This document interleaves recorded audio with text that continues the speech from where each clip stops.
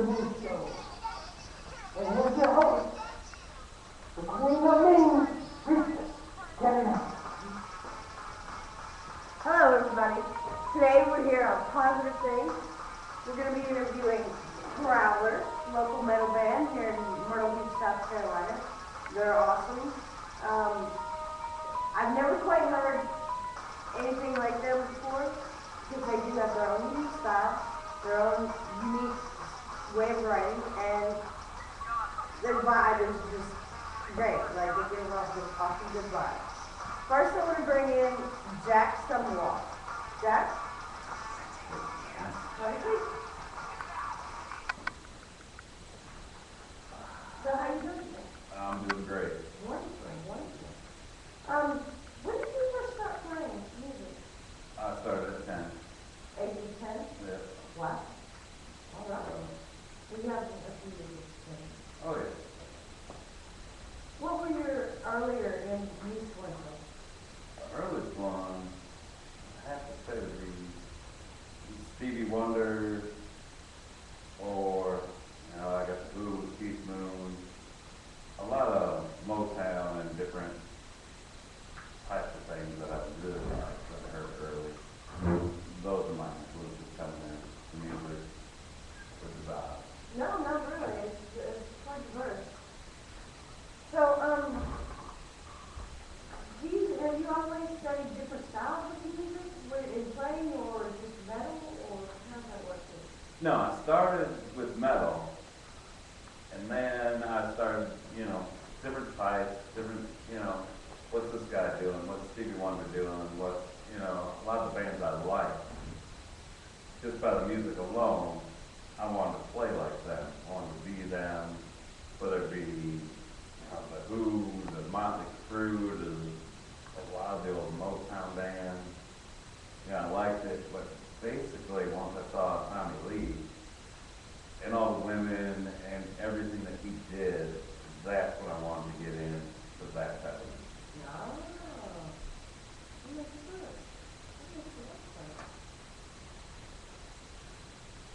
When you first started, what were the bands you were really, really digging? I mean, I know you mentioned some Motown, and were those still the same ones when you started actually playing? No. When I started, it was whatever my dad's album collection had, which was the Beatles, which is cliche, but I got bored of that quick because Ringo's not the greatest drummer in the world. So then I went to Dokken, I went to, you know, Ozzy Osbourne, and even then back to like some weird stuff like Zappa, and, you know, just anything I could get my hands on. If it had the album, I could play to it.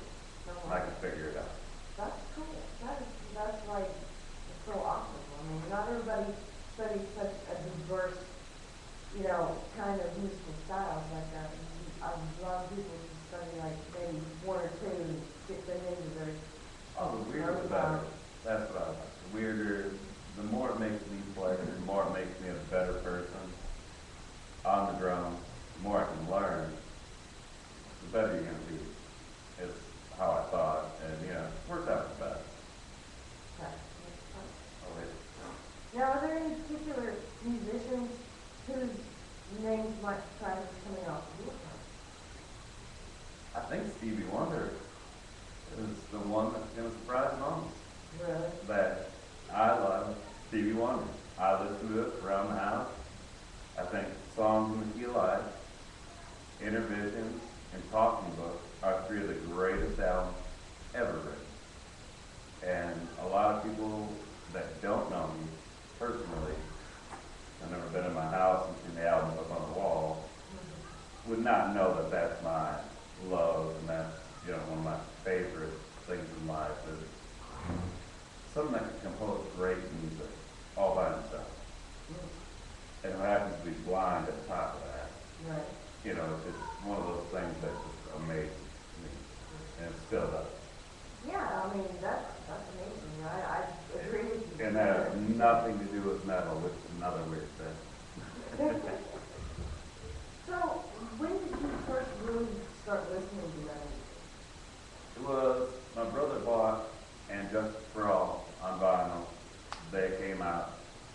he stood out. We had a shop downtown, and they put it out at midnight. He was down there. I was a little young, and you know, he got it, brought it home, and I heard that. That changed my world.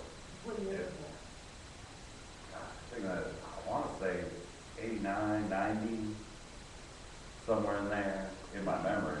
That's where it is. And I heard it, and that's what I wanted to do. That I wanted to play that style, wanted to learn what they were doing. Why was it so good? Why was it so different from all the blues and R&B that I've been playing to for all those years? And I sat down and I really tried to learn. And I kind of succeeded in that. Wow, it was pretty good. Yeah. Okay. Were you playing double bass from the beginning, or did you start playing? No, I bought an extra bass drum actually from the store. It was $90 for another bass drum. And I tried, and that was when the song One by Metallica, the video came out, it hit huge. And I saw that, I was like, I want to try it. And I tried it, and I was okay. I was not by any means good. But, you know, I left it, let it go away, and then, you know, went back to single bass. Then afterwards, you know, getting down here in Myrtle Beach, getting into different music, I thought, you know, I want to give that double bass thing a try. I got my first double bass pedal from a very good friend as a present, and it took off from there. I knew what I was doing, but I didn't know what I was doing. I'm not the best, but it's always something you can do little tricks with, and you know, pretty much make the song with just your feet. And after I learned that, then I use it when it's needed. Right. Stay in the pocket, you know, nail it. Cool. Now, did you have to change any of your style at all to be with Prowler? I completely did. Really? Not my original style, but it's something I haven't done in years. And Patrick and I have been playing for years, and he's never asked me to play a certain way or be a certain way or brought a certain lick to the table. And then now he did. And so that I had to up my game like he had to up his. And I came out with what he wanted, which was the way I hadn't played in a long time, which was with double bass, using it, you know, whether it be gallop, blast beat, whatever it might be. I had to do it that way to fit the song, and it was just perfect. So I did have to change a little of what I did, but it wasn't anything I didn't know. This is something I hadn't used in many, many years. How was that difficult transition for you on a regular basis? It was at first, I'd say the first 2-3 weeks of just writing songs, trying to get the first couple songs out the bag.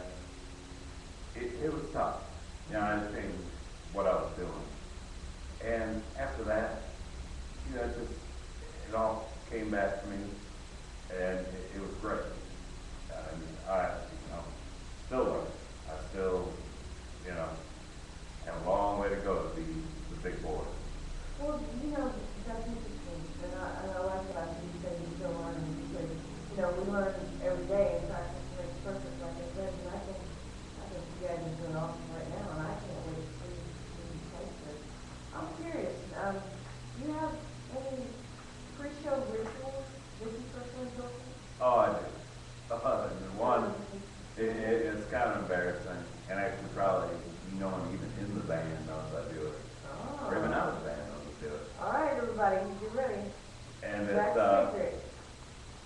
I go down, I have a dog, white husky, and I have it forever. And we put our heads together, and I ask her to help me play a perfect show every time. And I ask her, you know, to help me get back home safely so that I can, you know, unlove my dog. And that is actually my only pre-show ritual. Cool. Cool. You can run an angel at home. That's Oh, yeah. awesome. That is so cool. Now, you've clearly spent a lot of time practicing.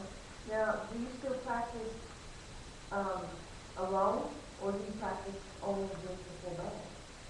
I have cut back over the years on practicing alone, but I still do practice more alone almost than I do with the band, which is just so I can keep learning different styles. There's a lot of great bands out there. If you don't keep up with what's going on, you get left behind, in my opinion. But, you know, it also helps become a better drummer.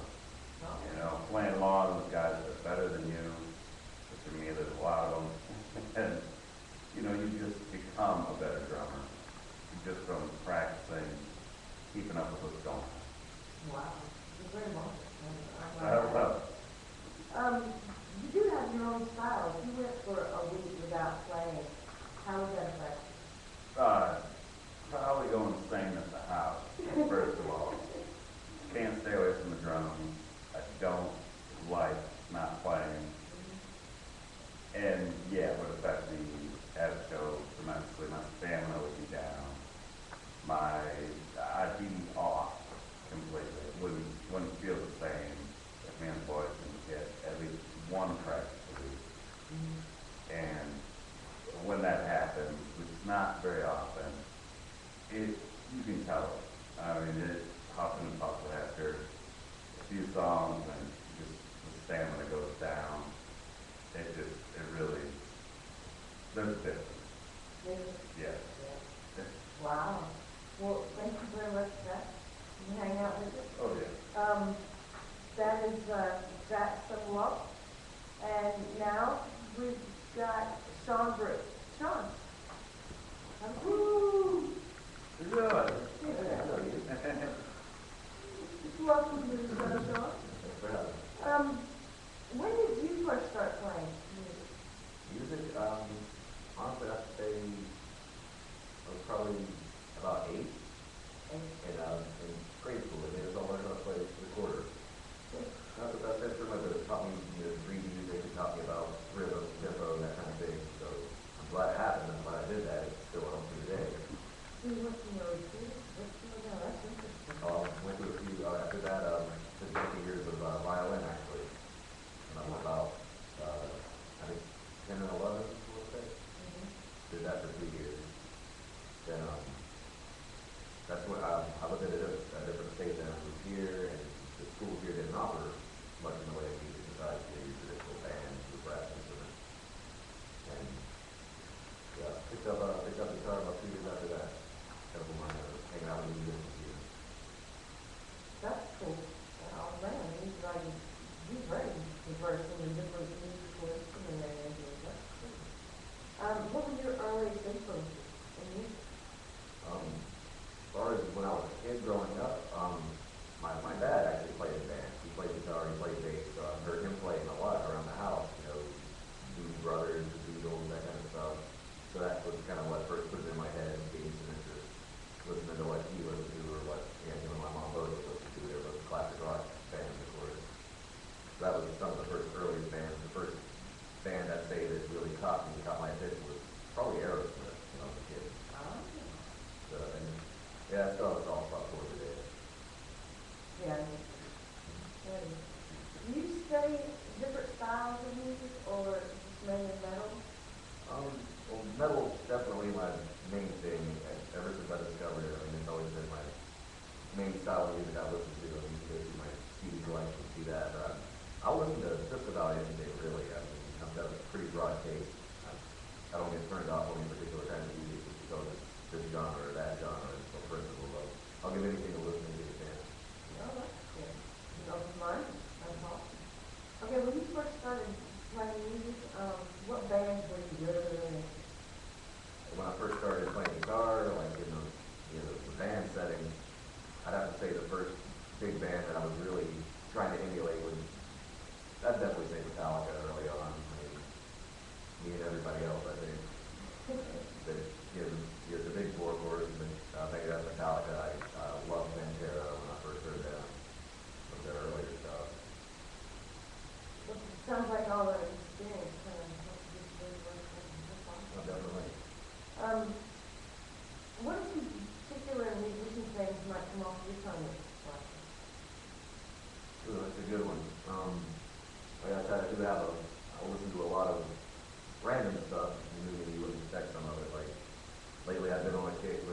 actually Hank Williams III, of all people. Wow.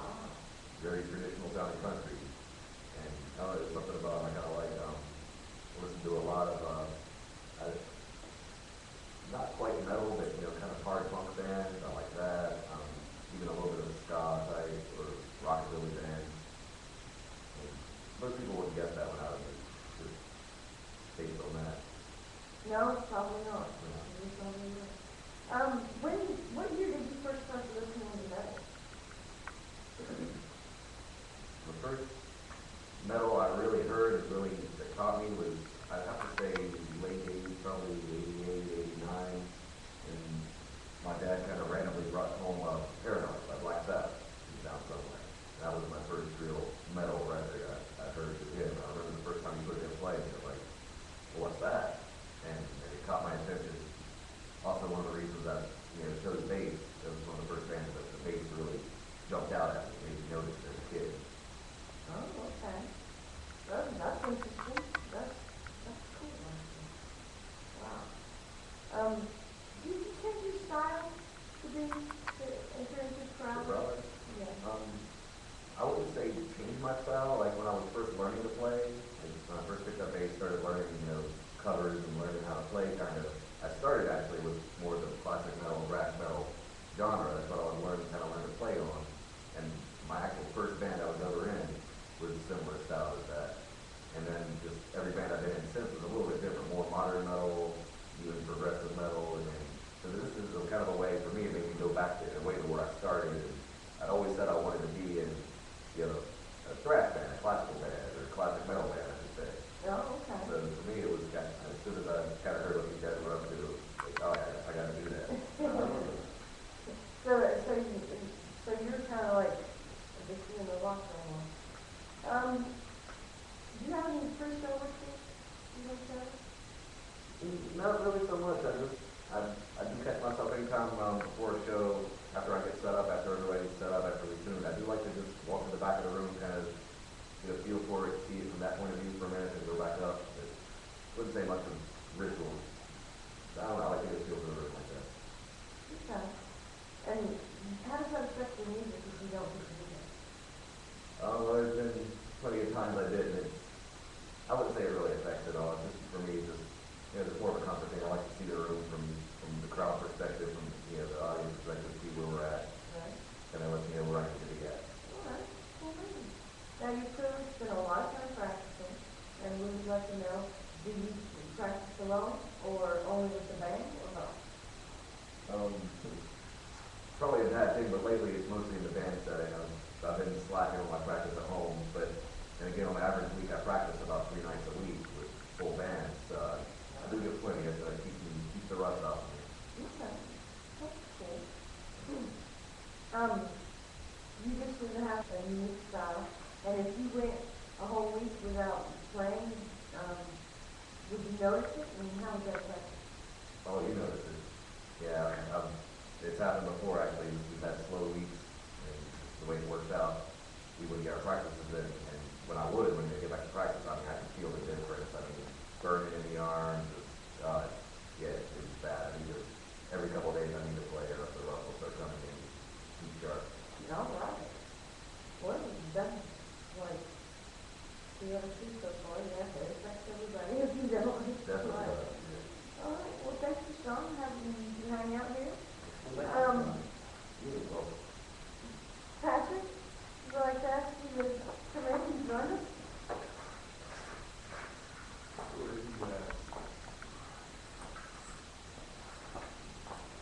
He's still praying, he's in his bed. Welcome to the show. Thanks for having me. Let's get started. When did you first start playing music? Oh man, middle school, it wasn't a guitar, it was a drum, but it was a single drum. It was just a snare drum, and I was a strong little kid in 6th grade, carrying around a snare drum and a 30-pound xylophone that we never used, and it was tough, and I quit. A 30-pound xylophone. Oh yeah, it was heavy. Yeah. Oh. Well, when I was trying to kid, if I felt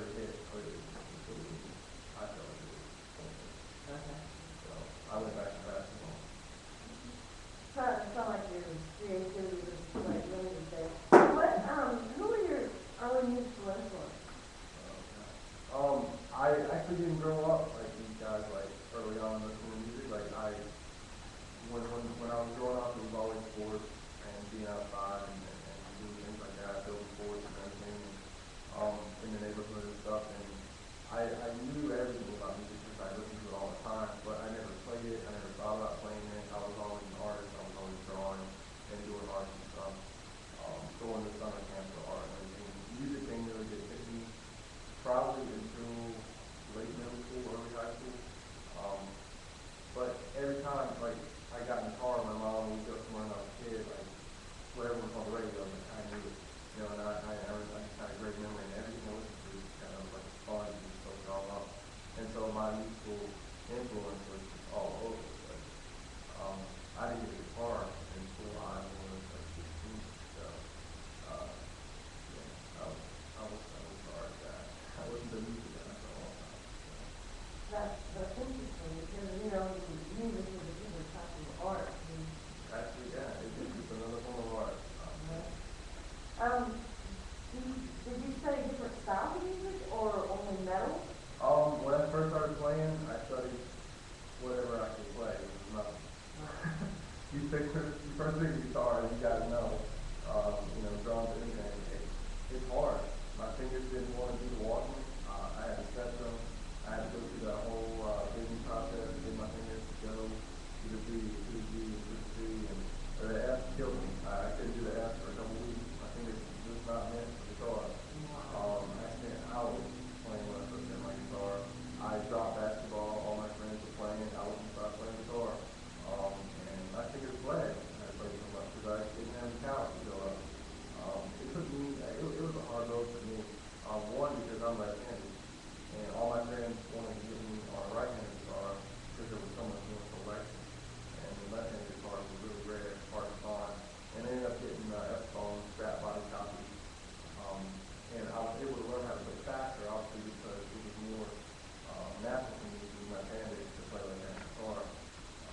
But it was fun. I mean, it really was. I spent 8 hours a day playing guitar for a month before I could even play a song. I was really tough. But I had so many CDs because I worked at a record store, and I got promotional copies, so I would play those if I figured them out.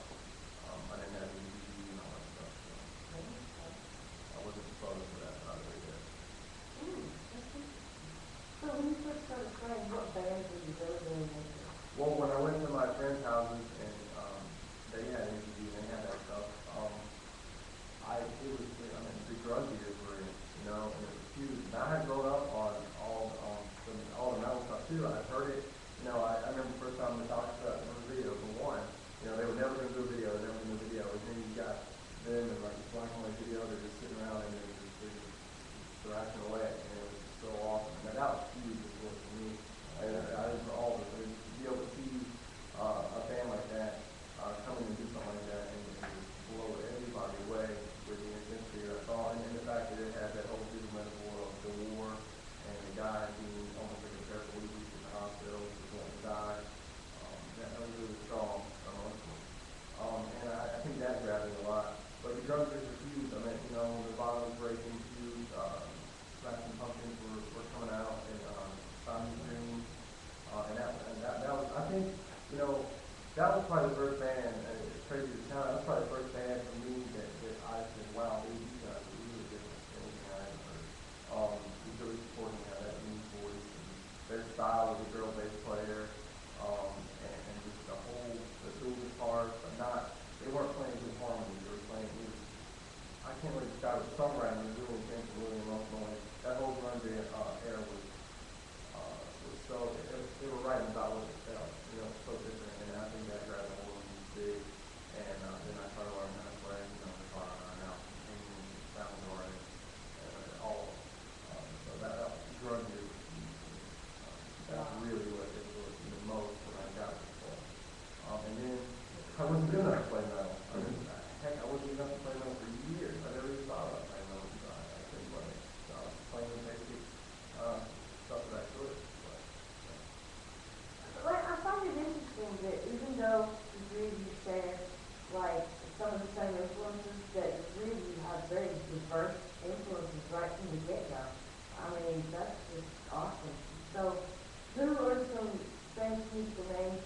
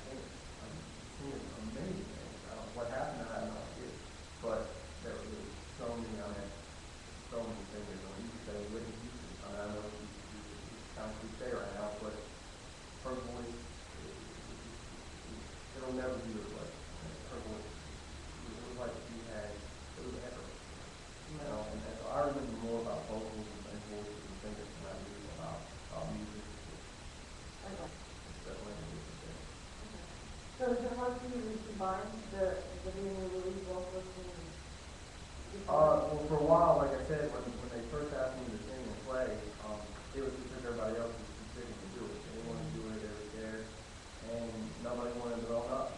So I was like, well, you know what? I'll try it. And I was terrible. Man, I got them. I couldn't sing key, flat, I definitely wasn't high.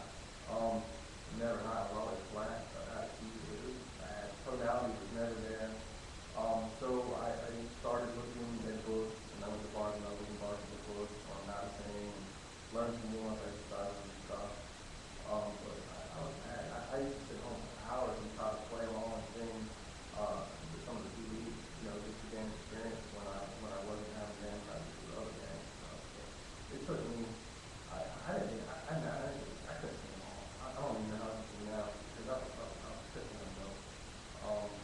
I don't cut myself as a great singer or anything, but my main goal and stuff that I've always been really hard on myself about is live thing, being a great singer live and performing live, and being competing, and that's something I feel proud of myself on. I feel like it is, wow. So you never had any singing coaches or anything like I that? had- Just self-educated? Well, I had a couple books and a couple DVDs, and I got with this girl that was at Coastal when I was at Coastal, and he had just graduated USC with a music degree, and I can't remember how I ran into her, but I told her that I was singing in a band, I needed some help, and she gave me some lessons at school when we met, and just little things she made me cassette tape and everything, and it's pretty old now.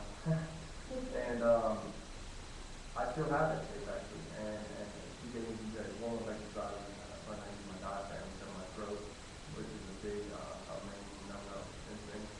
And I just took that and went with that, and got better. So what do You're you, welcome there. what do you, what year Say all that. what did you, what year did you actually start listening to metal? Well, that's the thing, like, it was really what was there on the radio, and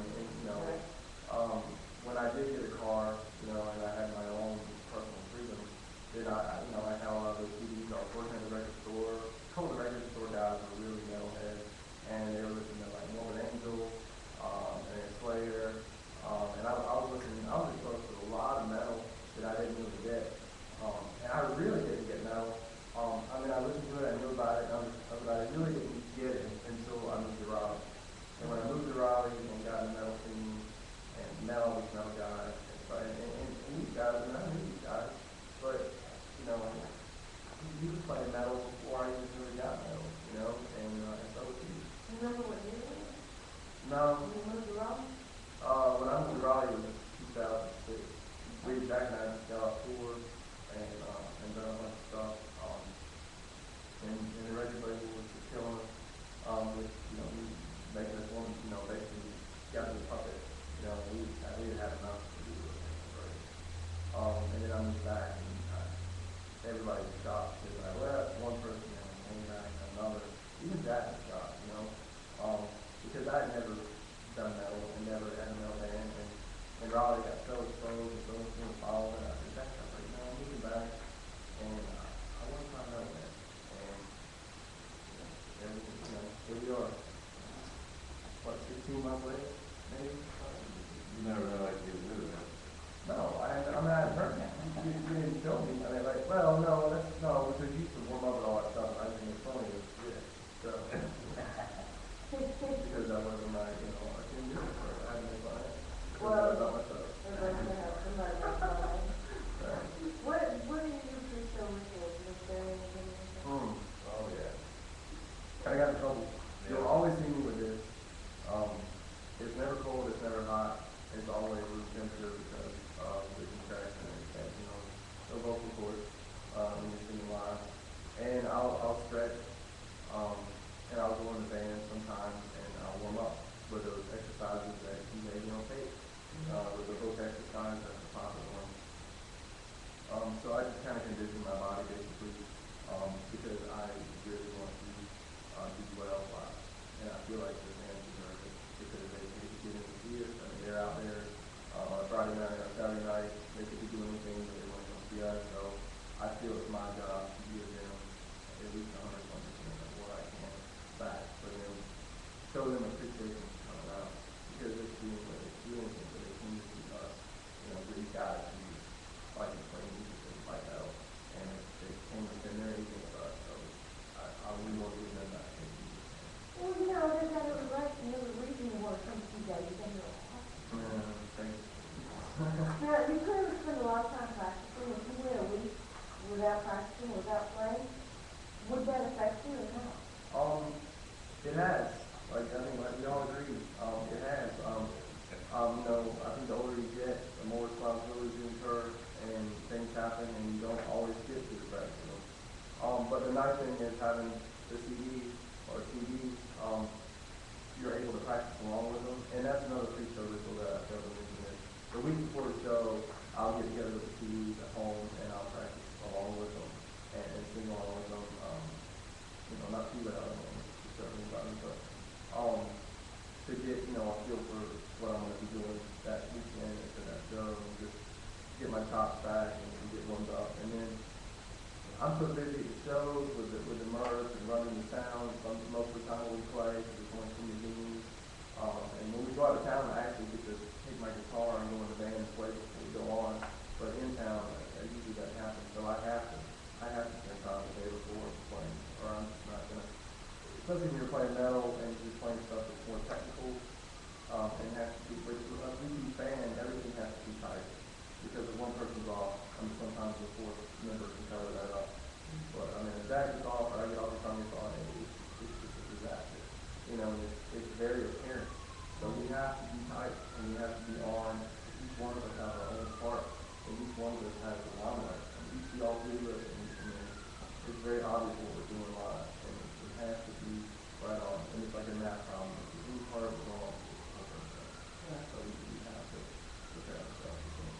Well, I've seen you guys lots of times, and I'm like commend you on the way that you guys bring it together and you guys do stuff. So how did Prowler come together to begin with? How did this happen? That one, me and Patrick obviously played the band before. We took time, and he went to his thing. I wanted to probably 50 other bands, whatever I could do, different style. But he came back. He had this idea. I want to do metal. Can you do metal? I don't know. I haven't done that in years. So, he's like, I got this riff, I want to show you. I was like, okay, you bring it in. And he brings it in, plays on the racks, and, I don't remember the band, but, I know the band. And I was like, okay, yeah, I can do that. And, we started writing the first song, Dead Rise Against, the first song we wrote together musically. And we nailed it. After that, I was like, yeah, actually, kick off some rust and, get down to the old school metal that I want.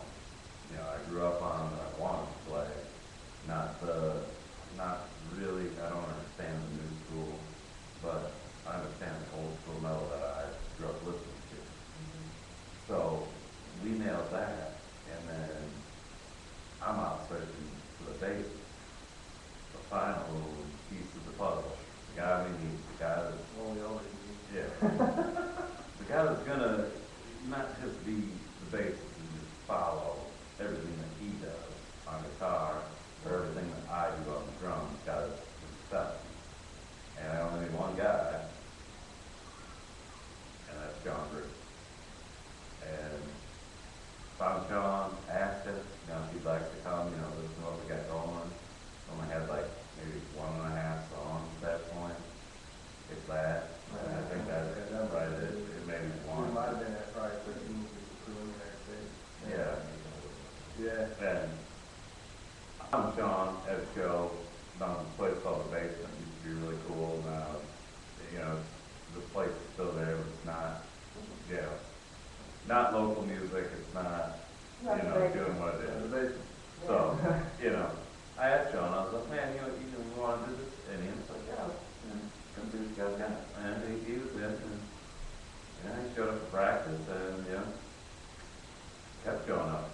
So he either must like us, or he must be really deliberating on this thing still. Yeah, it was funny because I was living in Raleigh, and that's, so I decided that when I told Jack in the Falls that I'm moving back, we obviously wanted to play a game together because we had a past together, and I said I want to try something different because I was watching horror movies, and I was always been into horror movies since Friday the 13th came out since I was a kid. I never was really worried because in part 4, you find out that it was kids, and I was a kid, so I wasn't scared. And I felt like, I was fucking scared. But I felt like, if I was going to do something, I wanted to put my own spin on it and do something different, and take it from kind of what Rob Zombie did with White Zombie, and where he used the samples, but make it more based on individual films. And so I told Jack about it, and we came up with a name, and I moved back and started playing, and all I had was the beginning riff, opening riff of Dead Rise Again, the main riff. That was it. And Jack and I wrote the song, and we found Sean, thank God. And Sean came in and said, I love this style of metal. I want to play this style of metal. It's something that I've been wanting to do, and I love horror movies. I love what you guys are doing, and I want, he didn't say what it in though, because I think it was like 57 practices later. I kept saying I kept getting that vibe that he was digging it because he kept, like Jack said, he kept throwing back up, but he never gave us a yes until maybe almost before the first show. Like it was official, so we were I don't even know if it was that. I don't know, it's almost out, but all I know is we were Jack and I kept every time Jack and I always after he left we were like, he's gonna stick around, I wonder if he's coming back. Yeah, he's gonna come back and he made us, he drove us nuts with that. Yeah, thanks, John. Thanks, John. But he's still here, right? Had a lot of my work. So, Still do. So we'll let Sean say where you came in. What do you think? Yeah, it was really like you said. I played in several other bands, so that was a big part of that. Was just having a lot on the table between life responsibilities. These other 2 bands I said, I tried to do 3 a couple of years before, and it was too much. Like I got burnt out and I couldn't do it. So that's a big part. Was like, do I really want to tie up as much time to another one? But again, I really liked what they were doing. I liked where we were going. For me, it was kind of a comfort zone thing. Where I started, basically. It was stuff I grew up on listening, the first stuff I learned. So it just felt good. It felt right. It was something I've been saying for years I wanted to do. And it kind of fell into my lap in a way. We're trying to do. And it just managed to work out with the schedule. I managed to make my schedule work and everything. And it came at the perfect time, too, because we had, like you said, we had Dead Rise Again. And we were in the process of writing Friday the 13th, which was the second song that we were doing. And we came in and we wrote Friday the 13th and we wrote The Stalker, and then we were working on The Tall Man. And then we had our first show with 4 songs. Yeah. So That was on our first show. we did have that. It was 4 songs. yeah. We had a Metallica show. Yeah, we had something to fill it with. But it's kind of ironic because people want to hear more, so it worked out. Yeah. Sounds like everything kind of just sounds the same. You gotta be in a band now. If you're gonna get signed. And if you do get signed, you're lucky. That's what you can stand being around. And these are 2 guys, and I'm sure they won't say the same about me, but they can stand being around for a year, 2 years, 5 years, at any point in time, you can stand being around. And that's more important than anything. Yeah. We all click. I think having the common interest, of loving horror movies and loving the same types of metal, there's so many genres of metal, and having the same influences really was 99% of the reason that we're sitting here right now. Because bands are like family. They come and go, they're always arguing and fighting and stuff. But honestly, I can honestly sit here and say that we've never had an argument. And maybe that's across my fingers.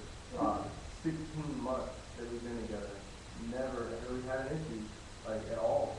And I think one, we're all kind of laid back and chill, and two, we kind of came in it from the standpoint of we just want to have a good time with it. And it was never supposed to get to the level that it's got. Never. I mean, that was never the point. The point was to have a good time and do this and enjoy it. And we still, don't get me wrong, that we really do love it, or we wouldn't be here right now, but it's just, it hasn't been hard. Like the other bands that we've been involved in, it's been a lot of work and tour and, a lot of blood, sweat, and tears. So and this band is really because of the fans and because of the people that really, just come up and embrace us and help us out with everything. It's just been amazing. And we can't say enough. So that's pretty much it. Wow. That is what is the worst thing you can come across about playing college? Not having a basis. Yes, I agree 100%. That sucked for like a month or so. I think it might have been close to 2, yeah. I mean, close to 2 before I asked John, and you interested in this? And I came around. We just kind of wanted to play it out, see if we could even do it. And I think that's like the first month, because we didn't get together every week, because we had, live. And I think once we got together, and Jack and I decided that, I was going to play bass. I was going to play. That's what you failed to mention. When I started Prowler, I strictly was going to play bass and sing, because I knew I could not play guitar the way I wanted to play. And Jack shut me down. Yeah, I shut him down. He said, no, you're a guitar You're player. going to play guitar and you're going to sing. You're going to do both.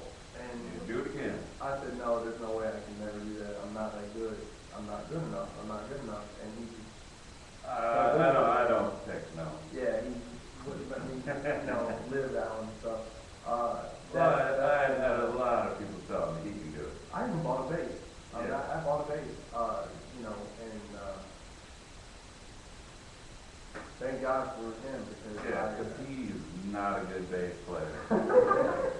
And the truth be known. Well, no, if you compare him yeah, to Sean, there's big There's differences. two things. There's guys that play bass that are guitar players, and there's bass players. That's exactly So right. we needed a bass player. Right. Not a guy Guy that that plays bass to play bass.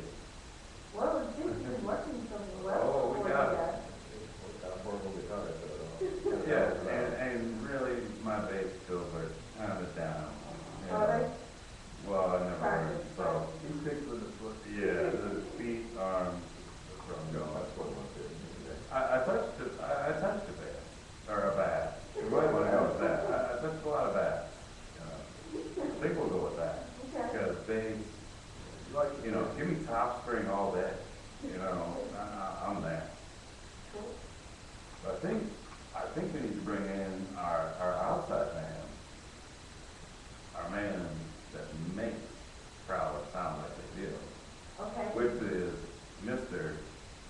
Chris Casca. There you go. Chris. Welcome, Chris. Have a seat. Chris Tapster, everybody.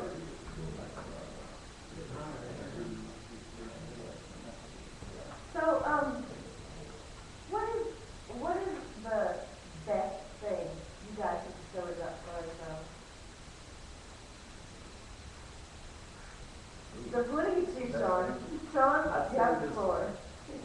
Again, we're all into similar things musically, and the whole horror movie thing. I mean, I spent years and years as a job, doing makeup, working in a haunted house. I mean, I'm into that. I've always loved it, even since I was a little kid. I mean, I remember being a small kid, and I was perfectly fine with horror movies. They never bothered me, they never scared me. I loved them. So it's kind of been a lifelong thing with me as far as that goes. And even, musically, the whole metal thing, and then other bands like you mentioned, the White Zombies, earlier stuff, that a lot of the songs tended to kind of have the horror movie feel, and I'm a huge fan of the Misfits. And again, it's another band that, integrates the horror theme a lot. So for me, it kind of made sense. I mean, just two different things I love all kind of squished together in one. It's just all natural. Wow. This whole thing just seems like it just felt natural to you.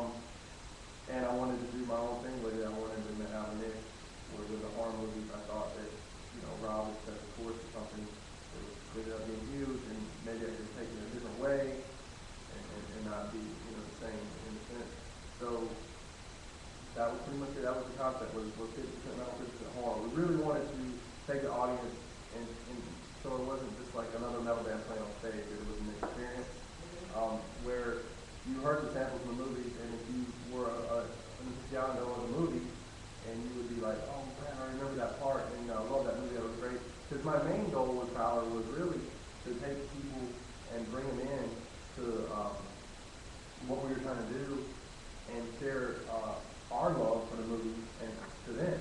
So they could go back and they never, because we had a lot of fans that said, man, I wouldn't check that movie out. Man, I love Phantasm. That was awesome. I can't believe I never heard of it. Because a lot of movies are obscure. Right. Even us, even us, It's like Phantasm. I'm like, what the hell is going on? And then once I had to call him like 3 or 4 times to watch the movie. I'm like, what is going on with this movie? And he's like, hey, keep going. Just go let it die. By the time I got to the 5th one, we'll all come together. Or, and well, we'll be in the 5th one. But I don't doubt that. No, okay. once the 5th one comes out, so the 4th one, that's when I was like, oh, okay, this is bad. I like it. They stayed true. And that's what we want. There's 100 horror films made a day, it seems. We like the ones that have a meaning. And that's what we write about. The ones that have a meaning. You're not going to see this. I mean, yeah, Critters was great, but you're not going to see us put out Critters stuff. The Christ. Yeah. Well, maybe you will. Actually, you never know. That actually was a pretty good movie. The first one, I think After the first one, that just down. Yeah.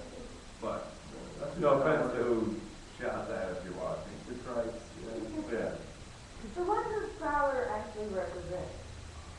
Represent, I think, horror and metal. Yeah, it's the horror coming together. I think the main goal, like I said, was to expose people to those films that we love. So I think if you ask them what Prowler is, it represents us both. Horror and metal, 2 things we love coming together and dancing down the street in unison, hand in hand. Oh yeah. And that's what we want to see one day. Oh yeah. What do you think, Chris?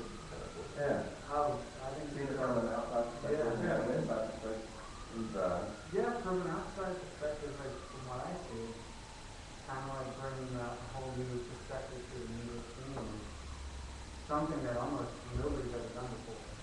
And if they have, it's not taken on the technical level, which is to bring, snippets of the movie dialogue and stuff into real life. Like when it's different to hear it on TV, and then go to the band and there's nothing there. But when you go to the band and they're telling you there with it, it's just like having Cameron and Burke. Yeah, let's go ahead and say right now, Or hippies with the shoes. let's say, we need to clarify right now. We didn't have the samples when we first started. That was the goal, but it wasn't attainable. Average. Until we got in. We stepped it up a whole level when we got samples, and now when we practice or when we play a show, if the samples aren't there, it's weird. It really is like in practice. Sometimes we can't, Chris can't make it, and it's weird because we're so relying on the samples now as a part of the structure and the backbone of the music because it's been there since the CD came out. It's a huge part of it, and when it's not there, it's weird. It's not the same anymore. It's like taking some of the life out of it. Oh yeah, it's a so. lot of life out of it. Don't just think, that it's just cut and dry because it's a lot on a lot different levels than that. And now with the samples, we can't go back. Yeah, we can't go back. We have to keep going forward. It's like the introduction of the breakfast. You still get the cake, you get to eat it, it's still in the cake, there's anything, but there's little something extra. And without the candles, it's just a cake. Okay. Yeah. It's still very good, very sweet. Yeah, it's very sweet. Yeah, it's a regular cake. Let's just say it's the icing on the cake is the same. So take us through a typical songwriting adventure here. Oh, all right. Patrick will bring some weird riff in I've never heard, and he'll play it for me, and he'll say, "This is new, this is new."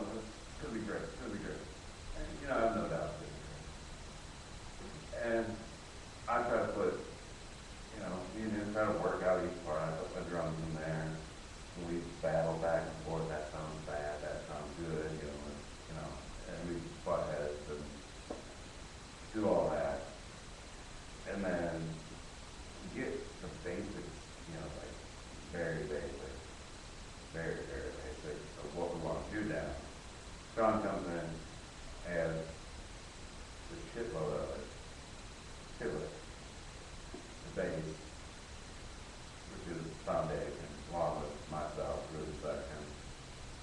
And we lay basically the tracks for it. Then Patrick can go wild and just take it from there.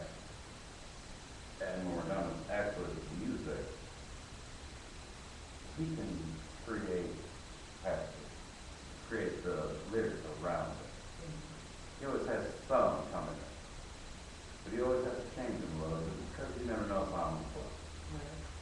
Whether I'm going to play this way, whether Sean's going to be here or I'm going to be there. And his guitar work, he can play it, but it doesn't really matter on that. We don't worry about stuff.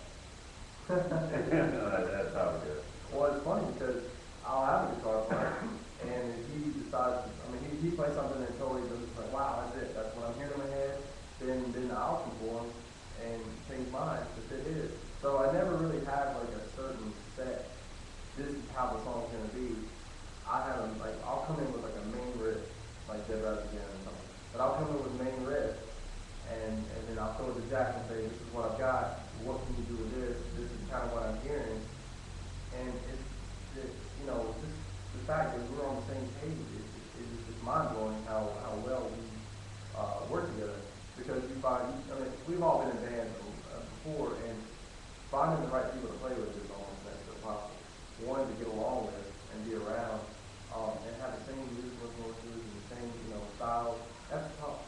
And to have the whole package is just, I still can't fathom it because it's still not. I still can't believe it's happening. It's too good because in one of the bands we went to like 9 bass players. Literally. It was just ridiculous.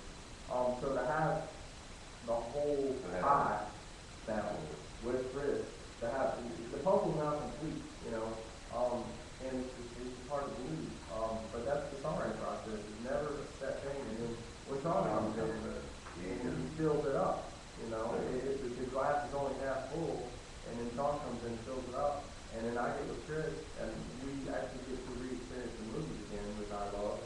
And you get to go through the and say, this is kind of what I'm thinking, what do you think about this? And then Chris kind of comes in and ties the bow around the present, and it's complete. So, it's pretty awesome. I don't really have any other words to say, but it's amazing how easy it is. So, with the energy and connection you guys have, do the songs come together pretty quickly, or does it take longer than others? Yeah, it's tough because I think, we stay so busy trying to keep the fans happy with the records and in the video and in the record and in the video and then now on a third video and another record and we played so many birthday parties for people and it was great. For the fact somebody asked to play the party, that means a lot to us personally. And just always having something to get ready for, it kind of puts a strain on coming up with new material. Like we wrote Nine for Singers, I wrote it back in March, and we just finished it. We just finished that a couple months ago. It's not even complete. And I wrote it in March. We can live exist. So you're talking almost a year ago, I wrote that song, and it's now coming to fruition finally. And we still have What's Your Pleasure, with the Faithful Hellraiser that we're still working on. And so, it's not necessarily every song that you become, it doesn't work that way. Sometimes I have a writer's block for a couple of months before I even get an idea.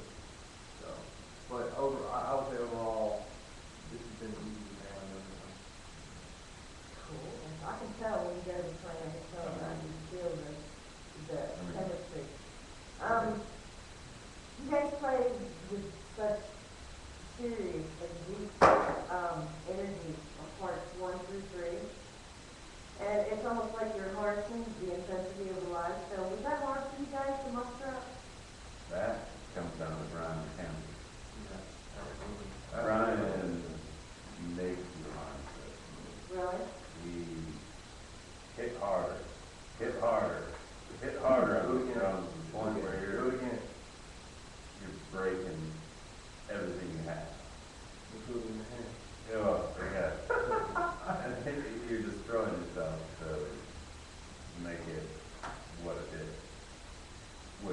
done it to me. But when you're doing it, you're like, I play as hard as I can. Hit these strings any harder, or hit those strings any harder. Well, yeah, Brian doesn't take, like, You know, it's so you okay, gotta have it's that. okay. He will not, do it again, do it again, do it again, do it again. We might take 2 hours to do bass track or guitar track, because it's not, it's got a piece. I don't know how to, I'm not technologically advanced enough to understand it, but. Well, they can't just do it. Yeah, well, they catch this for us. Is this the candy one? That was part of when it's out. Is it I believe it's still, Good, like a- no, I believe it's still working. Well, let me go, it's fine. I believe it's still working. It does say still broadcasting and still Did we lose recording. it? Are we good, Dwayne? We're in Canada vision. Well, I believe we're still going according to that. It All right. looks like it, is this saying? Huh? Maybe it's your thing, you need to do something. Let me check real quick. Now, for our commercial break. Chris Gunn is going to dance and Hulu. Actually, we're still living Still life. rolling. Yeah, Okay. we're still living life, Oh. guys. What is you guys' favorite song in general to play when you're playing live? Well, Dax is Dead Rise Again. Since he's only played that about 400 times, that's his favorite still today. I think right now my favorite one's Haddonfield, actually. Yeah, I'm saying. I think you know the thing is that we notice too is like we all have so far and part 4 is coming, but we all got to pick a favorite movie that we wanted to do, and thank God we all liked them. That was kind of scary. And songs of Halloween, so hence Haddonfield, the city in which it took place. But it's interesting because that's just a movie, it's not a song, and for him to say like that favorite song is like that's pretty cool. And Chris. Yeah, well, I gotta tell you, I like all of them. For me, it's a personal thing as well, too, because I really have to pay attention to what's going on. Jumping into them with a hopscotch game and you not even being able to start, and you have to really know where to land at the appropriate time to make it flow, where to go. And, I like that until I haven't really figured out all the time. Yeah. And Jack's actually his favorite movie is On Our Elm Street. His favorite song, I don't know. What is his song? What last guy? He still likes Friday the 13th. I think Friday the 13th. I would say mine is obviously Say Hello to the Night, Yeah. because it's my favorite movie of all time, The World Boys.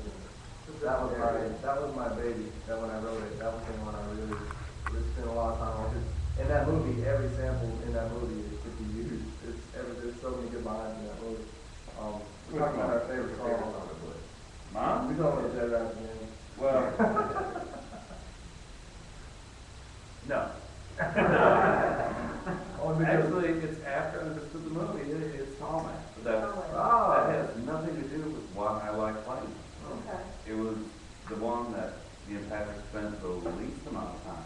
Yeah, but that one actually came together pretty quick. And it has some of the coolest parts in it. I mean, stuff I wanted to play, ever. I mean, it's stuff I want to do. It's hard to explain. There's drum fills I want to put in. I got to put them in that song. I mean, besides that, really, I think that having the breakdown too in the song where it's Yeah. theme music. piano. I mean, keyboard when you heard that piano part played for us by Brian McKenzie. Brian McKenzie Yeah. on a grand piano. It was amazing. Of course, we figured it out in like 5 seconds, but he's great. Right. It's just the feel of it. I mean, I love all of them, but that's the one that when we come to. I mean, I do love parts of every song, but that one from front to back, that's my favorite. Except for the ones you guys haven't heard yet. Oh, Ah, yes. we're for a treat, guys. Right. So do you guys speak to the original parts when you play live? Ooh, I have to, but I don't have a choice. No. I don't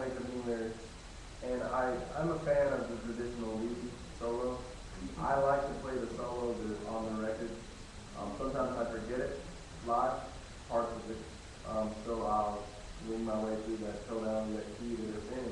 But I'm a fan of, when I go see a band play live, I like to hear the original solos and the I'm not a fan of them just like creating some signal on the spot. I like to hear the solo. So I try to stick with everything the way it should be on the record. Very different from that. I will change parts in practice, Yeah. whether they're good or bad. A lot of times in practice they're not really able, Notice you said practice. but at practice only.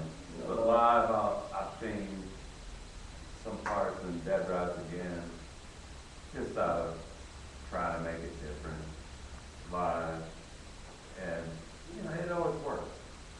I mean, practice where you try them out, live where you nail them. Right. And you know, I mean, it's great. I love doing it live. It throws these guys off, and if I can do that, you know, that's the best part of the show.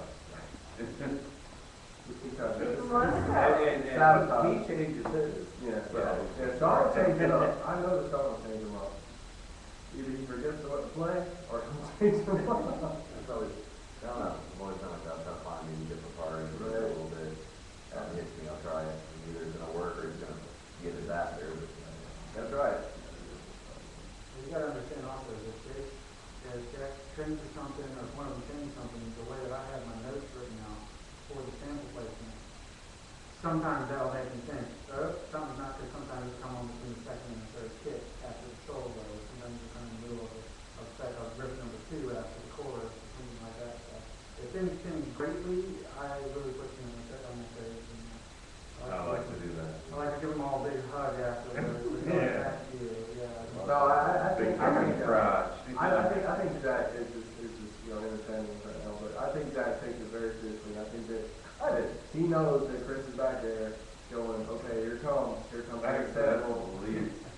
and What I'm thinking is, I've been playing Dead Rise Again for over a year, and there's some spots I've found that if I do this or that, it doesn't change the song. It actually, at times, it might have been stuff I could have wrote when I wrote the song. But it makes it a lot more fun, you know. Sean always gets it. talking with the drums, so a lot of times you take something that'll kind of, oh, okay, well, I'll do something to fit along with it, you know.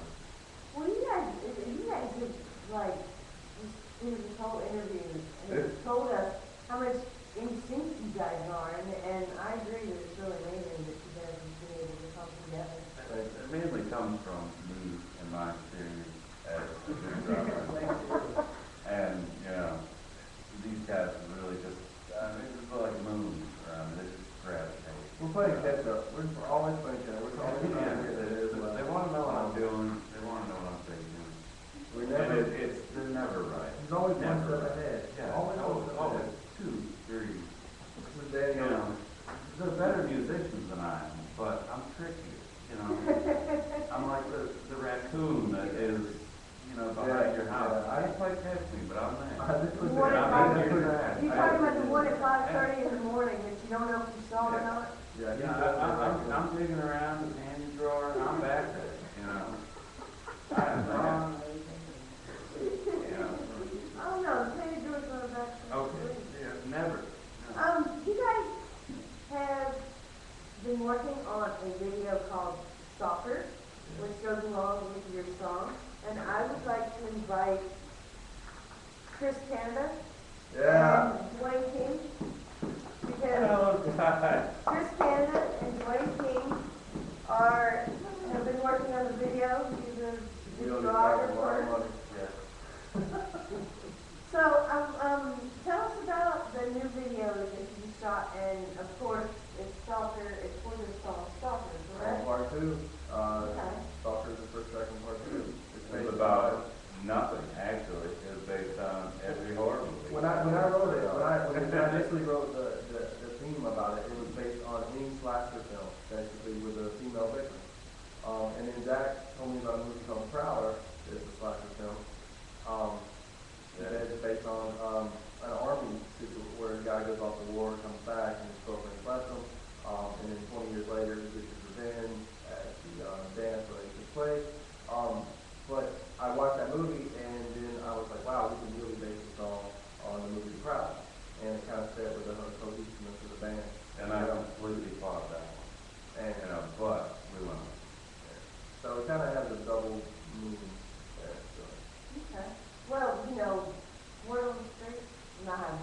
live.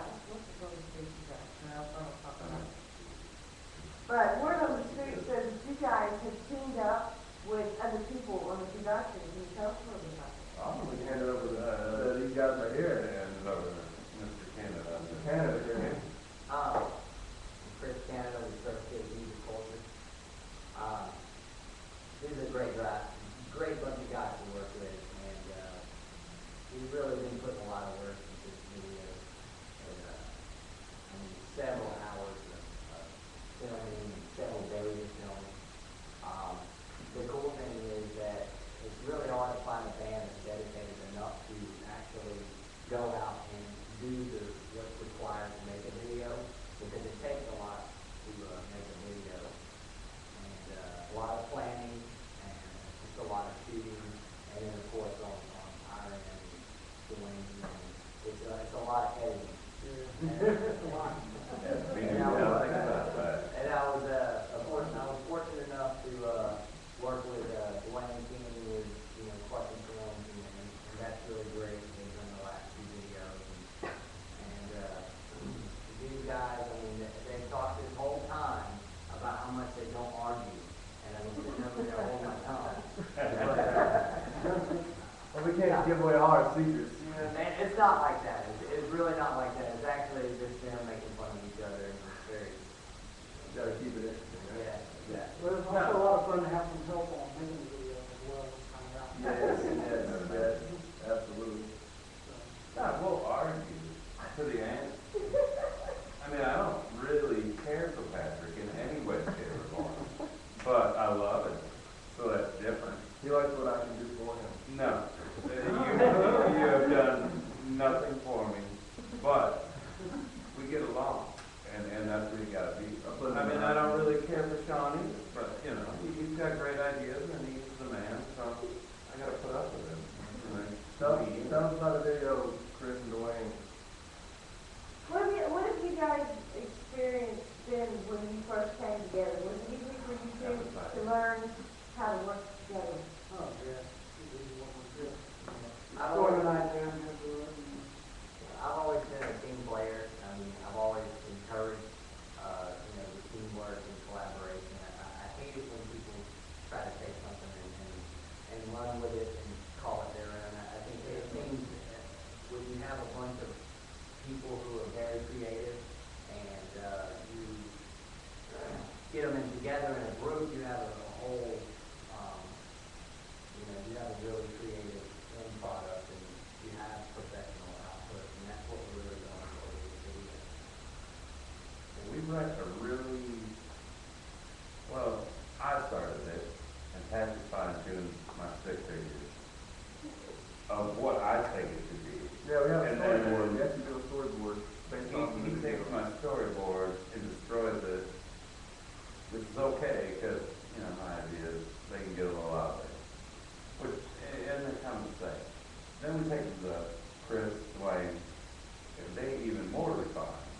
Absolutely. No, I And think make them actually, it's 10 times better than But it's the stick figures that got us there. Yeah. Yeah. Well, with the first video, it was just us being so excited about doing a video, period.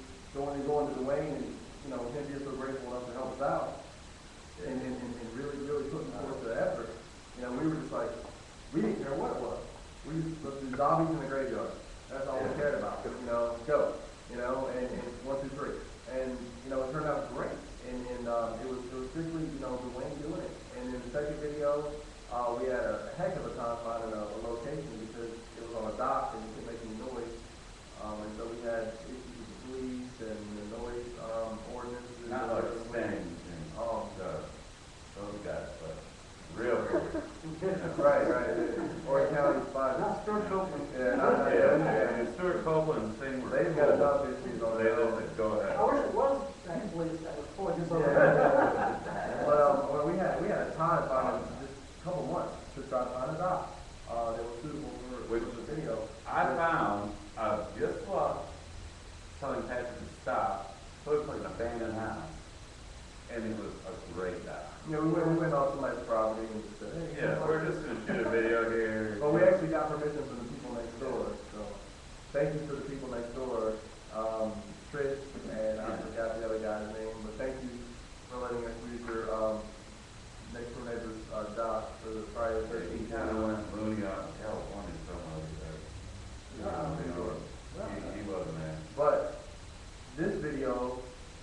Chris and Dwayne, and we brought more people in with the SSMC crew.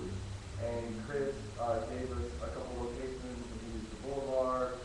We used Haunted Films ideas. We used SMC ideas. Well, I want to use the Boulevard. We I had, just want to use our home. we had a storyboard for this video as well, and it got more comprehensive and more in depth and more intensive process than before.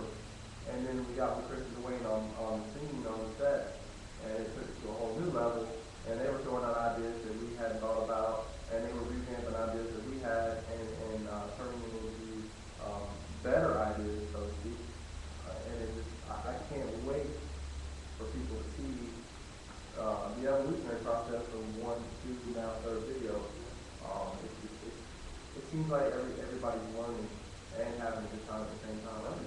It's evolving. Cool. So on the newest CD, number 4, The Final Chapter, what songs are on that? That's the finger. Based on Nightmare on Elm Street, 1984 version. My personal Not the favorite. remake. Not the remake, please. Oh, we got no video for that. And Sean's biggie. Another one of Sean's favorites. He actually got to What's your meet. pleasure? He got to meet Doug Then we got Bradley. no video for that. He got to meet Doug Bradley from Pinhead, and I think that's more on a personal level with him too. Take account. What's your pleasure? Doing it off of the first Hellraiser movie, I believe. The only one. Yeah. No, the first 3 were good, but after that, I consider it to be a trilogy. I saw the first one. I consider it to be a trilogy. And the second. Two good. Motorhead's in one. 3. Does that, Armored Saints in 2. That's what it is. Armored Saints in 2. I think I was in the third one. A little background. I'll vouch for that. you were in like number 6. Yeah. was it easy for those songs to come together? They still aren't together. No, Knives and Fingers went fast, and then Knives and Fingers I wrote in March, and we didn't get started on it until October. yeah, so November. I mean, slightly We taken didn't do out. it, not do it. You know, We did not do it.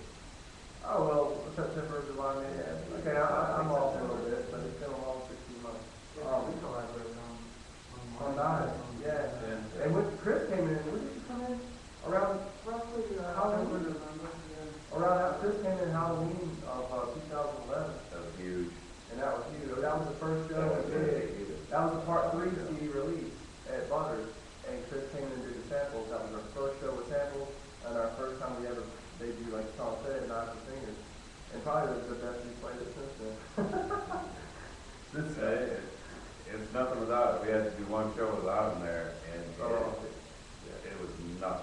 Yeah, it was big. I mean, we still played great, but without Chris doing his thing, I don't know what he does back there. It's magical. Yes, It absolutely. is something I will never know how to do, but without it, we're just playing our stuff. Doesn't sound like the album. It just sounds like we're playing our song. You get him back there, I mean, it makes it a show. I mean, that is what it is. It's a show experience. You're tied down on a dirt road, and a train's coming. I mean, it's just great.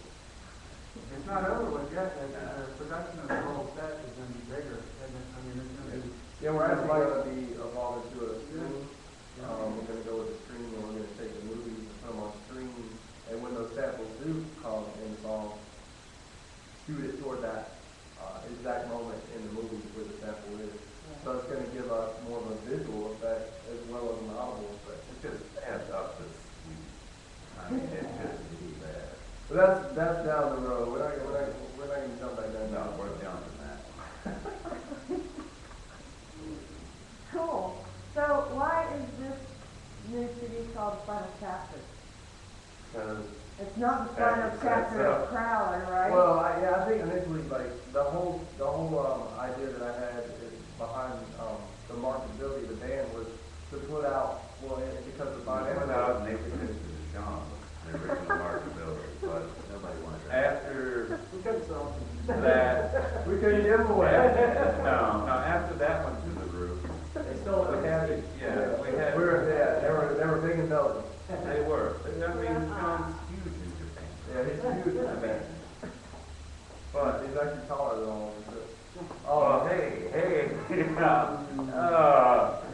Besides that little comment. No. The initial concept with the marketability and the theme of the band was to put out 4 parts, okay? Because we're big fans of Friday the 13th. And it had part 1, part 2, part 3, and part 4 was called the final chapter. And it was actually supposed to end on part 4, hence the name of the final chapter. But then people bought the movie rights, and they went a different direction with it, and it was a new beginning. With the reason it's called the final chapter is because it's a limited series. We're doing 4 parts with 2 songs each. And we're only going to press 500 of each part. Okay. And after that, we're going to put out full length with an extra bonus song that's not going to be available anywhere else in this summer.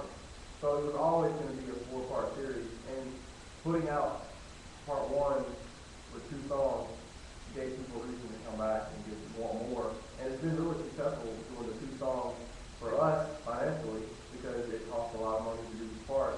And it keeps the audience, it gives them something to look forward to. You give them a whole record, they listen to it for a few months, and then they gotta wait 1 to 2 years for another record. Whereas we put out part 1 in January, and we had a video in March, and then we put out part 2 in June, and then we had a video in August, and then we put out part 3 in October, and we're getting ready to release another video. It's a little behind, but things happen, so it just gives people something to look forward to and not have to wait so long down the road, and it gives us the ability to pay for it because recording is a lot more expensive than it used to. Okay. So you guys said the story behind part 4 is fantastic. No. What is that? Part 4 is Not Mary Elm Street, Not Singers, and Hellraiser, What's Your Pleasure. Those are the 2 tracks. Okay. Mary Elm Street being my favorite movie. Right. We all got to pick a favorite, and it's actually Not Mary Elm Street, Mountains of Lost Boys, Songs from Hatfield, What's Yours. I'm going to have to wait for part 5. Part 5, Actually, I have to wait. okay. Something to look forward to. There is no part 5, it's the final chapter, so we'll have to see what comes Start after. the next album. That might be the new beginning. The new beginning, that sounds interesting. So, what was your experience then working with Brian McKenzie over Lady After You? Oh, my favorite. My favorite. That guy, I love him. And I can cuss him sometimes, but he will bring out the best. He will not settle for crap. He will not settle for 1 note wrong. He makes you do better than you think you can. And that is the great part about him, is he'll bring out the best in you. His recording quality is known. But him himself, as a producer, he will make you better. He will make you understand. Me and Pat threw in to record drums and guitar on the first one, and we didn't even want to use half the stuff. We wanted to do it live, just do it this. He said, "Oh, that's not happening. You guys are too good for that." We were unprepared, man. And we were not prepared at all for what he wanted to do. He shut us down. And he said, "No, you ain't doing that. You're doing it my way. That's it." And we sat down, and it was hard. And there were hard, long sessions, 8-hour sessions, where you're sitting there and you're trying to get it, it's helping him and he's pushing you at the same time. It's micromanaging. It's tough. It was tough. We were going in there, Jack and I went in there thinking, we're going to go, push the button, and play.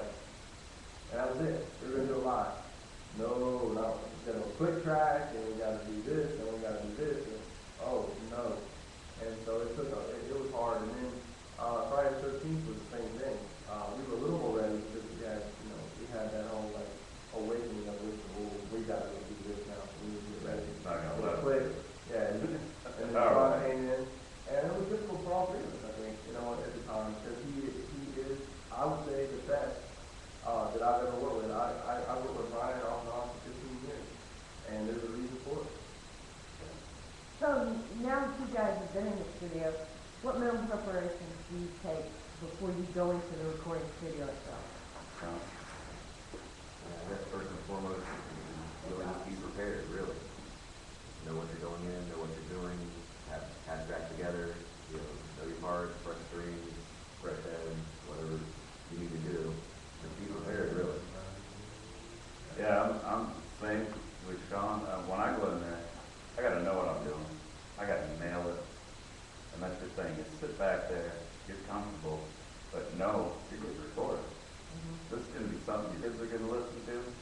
their kids are gonna listen to, everybody's gonna listen to. I mean, you have to nail it. You have to be on. And Brian's not gonna let you go out of that area that you're recording in without nailing it. And Patrick can add to that. Absolutely. I mean, I'll think I'll play a solo, which is the hardest part according to me. And the last album I actually wrote a couple of them in the studio, because of the way Brian makes me do things. And you'll hear things, it's infamous to go in the studio and hear things and go, oh wait, let's do this, let's do that. And that's kind of scary too, because it takes you off where your original road goes, your path goes. But at the same time, any little, glint of a note that's wrong or just not played full, it's do it again, do it again, do it again. And if it's the last three notes of the solo, do it again, do it again, do it again. I mean, he's insistent on it being perfect. And one, because he's a perfectionist, and two, his name's on it. His name's on it, and he wants to put out something that he can be proud of, because it's going to help him getting his name out and being establishing the reputation. So I just have, I would say a big reason that Prowler sounds as good as it does is Brian. Yes. It's Brian McKenzie, and I have to say that, and looks as good as it does is because he plays Canada and the way he can. And these guys have to deal with us too. And sounds as good as it does because of the Christmas cap stuff, And then one guy that's not here, that took some great photos of us that we've used, is Scott Small. Oh, yeah. Absolutely. And he did it for free, and he did it on a day I wasn't really ready, me personally. But he did a great job with dealing with me, as all these guys, they don't have to do the thing. They love me. And, we have to use the cardboard cutout. dealing with Brian is the same thing. He's dealt with us for what? I've worked with Brian. I'd say with me and you, it's almost 10 years. 10 years? Yeah. And so he knows us personally. He knows how to push us. He knows what buttons to push on me to get me to play better. Really? Play everything I do. He won't stand, and I love it. He won't stand for good enough. That's not what he's about. He is about, it's got to be the best. I do want to say, I'm glad you brought up Scott, because I do want to say Scott has been really, really helpful with us and helping us out and making us look even better with the photographs. Excellent, I've known Scott since we were younger, and he's an amazing photographer, and he's an amazing human being around, and thank you, Scott. And who does your logos and stuff? Now, Bracy, who couldn't be here with us today, Bracy actually, Bracy is the one who, he works at Haunted Adventure. Nightmare, Haunted House. Nightmare, he works at Nightmare, and he's a friend of Dwayne, and Dwayne was the reason we met Bracy, and Bracy came in, and immediately I told him an idea I had about a mascot, because I Iron Maiden and Megadeth and CEO and all the cartoons, older cartoons. What was it? What was the idea? Well, my came from Eddie, and it came from Vic, and it came from all horror comics. That was sort of old. Right, and that's what we gave him. Old horror comic guy. This is what we want him to be. Can you draw that up? And Bracy created it. I gave him that. I didn't really have he's an artist. I should have had something. I didn't have a preliminary sketch or anything. I just kind of showed him. I wanted one with a hood where you couldn't tell who he was. That was the main thing with me was identity. But not like a hood. I had a potato sack there. I didn't want a burlap sack. I didn't want anybody to know his identity. That's all I want people to always wonder who it is. Who it could be. It could be anybody. It could be a girl. It could be a guy. You just don't know. It could be human. It could be dead. It could be undead. I wanted that whole mystery behind it. But Bracy's the one that brought it to life. Bracy was on video. It was the second video. Doing makeup, helping Dwayne, doing some. So we got picked Dwayne or Bracy. Bracy's the one that developed the mascot, and the Prowler mascot, and he's on the shirt, and he's on part 2. Thank you, Bracy. Thank you for doing it. We're into it. That's big. Danny's been dead rising. Yeah. And he's a dead on. He actually is. He's wearing that $1,000 mask. So, they make it. Yeah, those are two guys that don't get enough credit, is Tracy and Scott, for the photos, and, you know, they sit behind, they don't ask for the credit, they just, you know, get it for free. It was, Prowler fans, you gotta love them. yeah, I mean, we get a lot of help. That's why we're sitting here right now doing an interview, because of you guys, proud fans, friends, family. I mean, Yeah. it's just been We're all family. amazing. So let's find out what the future holds for you guys. You guys have come a long way in such a short time. Have you ever worried about alienating your fans up to now? John? Personally, no, I'm don't worry about it. I mean, you know, they like it, they come to see it. I don't see why it would, anything like that, as far as alienating the fans, to play more, play further, or, you know, take it to another level, another place. I wouldn't see why, anyway. I don't want to alienate them and think that we're just going to write about the most popular horror movies, or we're doing this to kind of, not to say, but to pimp ourselves out so that we can get into these remakes or something like that. We're doing this because we love horror movies and we love metal music. So we're going to take it like metal music is taking it, and we're going to keep going with it because it's something I believe all three of us believe in.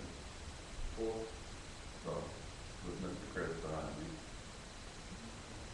And, you know, we're just gonna keep going with it and keep writing the stuff we like. You can't write on shit. You just can't. Doing good horror movies. That's the one thing that we have longevity with, because, you know, there's so many metal bands and they put out albums and they evolve and they change course and they change styles and they change it all together. But I think the thing that we've seen with Prowler is that we're still playing the same style. 8 songs into it, you know, that's not a lot, but we're evolving more technically, we're evolving as a band, we're getting obviously better as a band, but the concept is still that 50% metal, 50% horror. We're doing movies that we think are classics, that we love, and growing up, and that we still love. Except Critters. We love Critters. We do love Critters. We love, you know, it's just as good as Troll 2.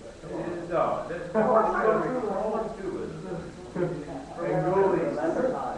The Leprechaun. Yeah, I got a name for that Troll. Leprechaun in space. Come on. No, but I think that, you know, as far as alienating your fan base, I think that what you're referring to is that whole typical selling out. If we do actually, well, see, that's not. And me and Patrick do the power ballad. Yeah, that's not our mindset though. Like, our mindset is not, we can't wait to get signed and play arena. Okay, Sean won't agree with that. We're like, so that's not why we started Prowler. We started Prowler because we love harmony, we love metal, and we wanted our audience to embrace what we embrace. So I don't think it's about making it and all that. That's not our focus. Our focus is just Have fun playing metal. Have fun playing metal. Whatever happens, happens. And so far, I think our fans see the fact that we're having fun and we're enjoying. We're not taking it seriously.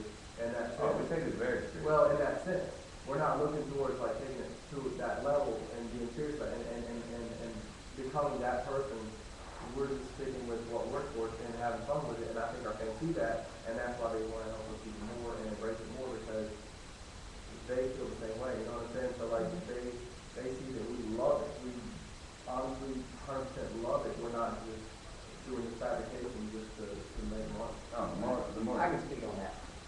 That's the reason why I kind of came in and I actually hit you up back in, I don't know, it was like last July.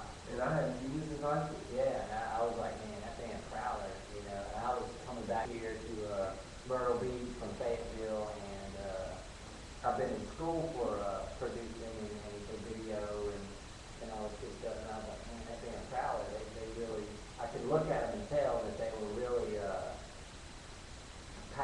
about what they did, and if they put a lot of time and a lot of thought into their work, and there's a dime a dozen when it comes to local bands, and they just want to go out, and the majority of local bands just want to go out and scream into a microphone and that be it. You know, I'm not speaking for all of them, but a lot of them lack the dedication to actually take on a project like a video and to actually run it as a business, which is a big thing. And there's $0 at the Maybe they'll see this and then want to get up off their ass and do Yeah, I mean, Dwayne, we knew Dwayne for years, because Dwayne's been the sound guy around here for years, and he ran sound for all our other bands, and when Dwayne called me up after part one, or when he got a list of whole project, and because he was Culture Films, right, Culture Films and the Hard Films, he jumped right on the boat, and the bandwagon, and really took it to another level with Dead Rising Video, and now on YouTube, and 1,500 hits later, you know, people are seeing it all over the world. So I think Dwayne, thinking with this Chris, he saw the love that we had for this stuff, and he just wanted to be a part of it. It's got to be, and you get I'm a fan. we get Chris and Dwayne together. You get two things that we don't have, which is people outside the band have different ideas. They're better at it. We're musicians. We think about drum, bass, guitar, vocals. How is the song going to be good? We don't think about, we're not trained in video. We're not, we're just who we are. And Chris and Dwayne come with all these ideas. It's like, damn, never thought of that, never thought of that, never thought of that. They're blowing us away with what they think of besides our little round table discussions, which are, what do you think? Patrick's got his ideas, I got mine, we got Sean, we try to throw them all together, make something great, but it's not great because it's really not what we do. We're not trained on that way. And that's why you get.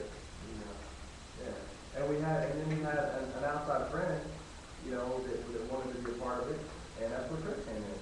Yeah. And Chris completed the puzzle, because he had, seen from his wife, who we'd known for a while. Yeah. And I guess Chris had heard about us from his wife, and decided he wanted to be a part of it, and now he's a part of the family. So it's like we keep on taking out on all these members of the family. I don't know how we're gonna keep them all, but it's just been, like I said, all I can say is I think all three of us, all four of us, all five, all of us will agree that it's been an easy road, and it's just been overwhelming. People are getting Prowler tattoos on their body. People are putting Prowler shirts and taking pictures and putting them on Facebook. I mean, Prowler's all over Facebook, and it's not us. It's you guys, and it's like a virus. It's starting to spread everywhere, and you guys are helping us spread it. And I still am at this level where it's at this. I still am trying to remain at this level and just take it for what it is. But I still can't fathom where it is. Right. And I don't want to, because I think that would ruin what we're doing. So what makes you guys feel the most accomplished about Prowler up to this point? I like that. We can pay band rent. Yeah. That's a good thing. We can pay band rent. We don't have to come out of our pocket. That's nice. That's really nice. We get to hang out with people we like, and our fans included in that, outside of people in the room. You play a show, it's not, it's not, I'm better than you, you're not better than me. Play a show, let's rock it, people know what we stand for. We stand for horror, we stand for metal. That I feel, on top of me playing completely different style of music I've ever played, I feel accomplished in that. I never do that because this is the first metal band I've ever done, ever. I never played metal, and I decided I wanted to start a metal band, and this is what it's going to do. So I definitely feel that. So, that's great. Yeah. I'd say I'm just really blown away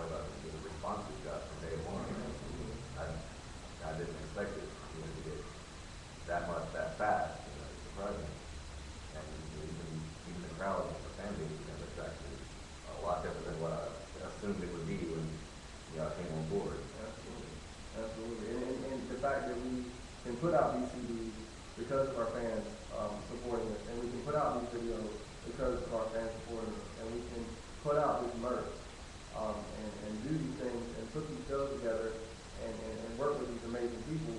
It's because of the fans. You know, I mean, there's a limit to what we can do as a 4-piece. There's a limit. I mean, it's a 3-piece for a while, and now 4-piece. You know, Chris has opened more doors up for us now, because now we have a show instead of just another metal band playing.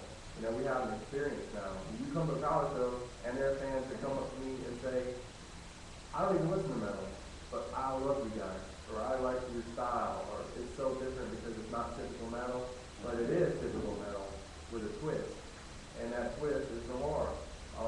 And I have horror fans that don't even listen to metal, but love horror movies that support us and come to shows because they heard the samples on the disc, and then they're getting into the music. So we're taking an audience that likes horror movies and that necessarily doesn't like metal and turning them on to metal. And then we're taking an audience that likes metal and maybe not necessarily horror movies and turning them on to horror movies. Bring it back. The old metal fans that love it when you can hear it. You can understand what Patrick's singing about. You get the metal part of it, and you get the lyrical part of it. You understand what he's saying when you're there to crowd. And Sean in the back as well. You get that part, and that's what metal is to me. If I can't understand what he's saying, I can't get into what he's doing.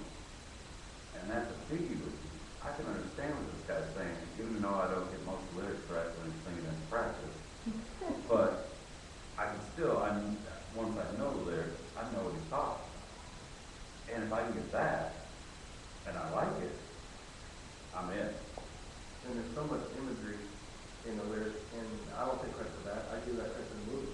I'm just taking what the movies already have done and putting it in what they gave to us. I mean, the movies were an inspiration to us to write about. You know, so I'm taking the lyrics from the standpoint of, it's not about me, it's about the movie. So there's a ton of imagery in the song, and the people that are fans of metal and horror, it's just that much more of a bonus for us because we have those 3 crowds that we're attracting now, and it's all over the globe. And Reverb Nation is a huge part of our success as well. Wow. It's been like a rolling news string of guests that hasn't been derailed. And with the guys just coming back from this. That's a good one. That's interesting. I mean, I want to being ride an that outside, train one day. being an outside person for a while, I mean, how did you see it? Like, what made you go, I don't know, this song? Like, you know, the friend. It's been dedication, that's all, from the band in general. The professionalism, definitely the professionalism. I can tell that, I'm being serious, I can tell that you guys were true musicians, you cared about your instruments that you play, and just like I am, I'm true to what I do. I love videography, I love sound, I love, I've been a musician for a while, but,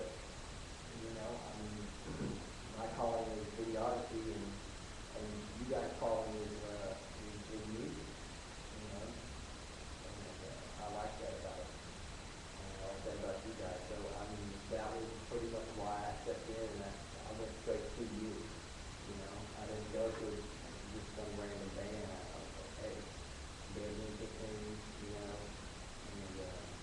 I'm pretty sure that they have the work ethic to actually do a video. And to prove that, because I don't got have the timing ability. I was hanging up there. In the rafters. I was a No, I'm kind of big bone. I would say sort of the most, as far as the most accomplished is just being able to sit in this chair and talk about it. Cool. And Plus the music is sad. Yes, Music I is agree. sad. I have to agree with Even that. though I've listened to Stalker 1,000 times now. Yeah. that's it. Come on, man, wait till you get to 2,000. You appreciate it that much You more. still got a lot of editing to do. Still got a lot of You editing. got 10,000 hits on Still got a lot of Stalker. that. already released 3 CDs. You've got your 4th one currently in progress. You've got 2 music videos under your belt and one which we're getting ready to see soon. So how have you guys managed to find time to do all of this and live a normal life as well? I would have to say it's the luck of the artist, because our schedules have just been magically aligned perfectly in the last year, literally. I think, just with all the things that have happened in our personal lives and still being able to do everything that we do, we're very fortunate. Because I can't say that this has ever happened in anything I've ever done, like as far as music. It's been, like I said, it's been easy, and it's been very rewarding. And I think we're very, very, very lucky, because I think the fans have a lot to do with it, our families have a lot to do with it, our friends, but just the fact that everything has been universally aligned perfectly, it's kind of scary if you're like swinging it in, because right now it's like, we're at the sidewalk end. I feel like something's going to happen soon, and I'm hoping it kind of picks up and stays the same on the course that it is. We're going to start throwing, well, I'm going to start throwing rocks at the main stage. Like, hey, you. Dance on pedals. That's not a bad idea. Let's They all threw do the that. rock. I think to myself, gotta be, just, sitting at home, watching TV, going to Wawa, turning buffet down here. It's great. They get a fantastic buffet. And if you have not had the crab rangoon, you're missing out. Between that mess and, playing drums, I think that's what, keeps it going. It's been difficult sometimes. I mean, like obviously I mentioned earlier, I'm in a couple other projects too, and between that I work a full-time job. And I'm lucky though that the place I work is willing to work with me as far as lining schedules up to make everything just kind of work out. And, everyone's been pretty understanding as far as work and the band and everything else. I don't know, it's been hard sometimes to make it work, but so far I managed to make it work out as far as time goes and scheduling goes. We'll have a little free time, somehow like a little bit. I think too, liking what we're doing is a motivator to doing it. Mm-hmm. I think because we love what we're doing so much, it doesn't seem like it's work. When it is, but it doesn't seem like that because we actually love what we're doing, and it doesn't seem like a job. So I think that has a lot to do with it. Yeah, I pretty much burnt the grooves off the CDs that I owned by knowing exactly where, obviously getting in the whole process of the project. And I get to practice every day in my car, at work. Anytime I put the CD in, it went on practice. Because I go off kind of like sheet music, like somebody in the orchestra or symphony or. So when I follow along, it's just as natural, but it's almost like a working physical body, where the heartbeat is right, the breathing is right, the thinking is right. And when it all goes haywire, it's still somewhat there. And I have to be along with that. And it's quite interesting, that's for sure. But it doesn't get in the way of my everyday life. Well, that's cool. So, what's right ahead for the future of Prowler? Like, what are the rest of your plans for 2012? Are there any new albums, videos, a live DVD maybe? Come on, guys, our fans want to know. We're definitely doing more video. Yeah, I think part 4, obviously, part 4 is probably after. The stalker video is coming out Friday, April 13th. Me and Patrick working on a secret hidden song that nobody's heard yet. It will be on Because the full it's length yet to record. be written. In the summer, we will be putting out a full length record comprised of all 4 parts and a secret song that he's talking about that nobody's heard, that nobody will hear until they listen to the record. So the full length will have 9 tracks. It might not even be on the record. You might, have to go treasure on it. Carry the family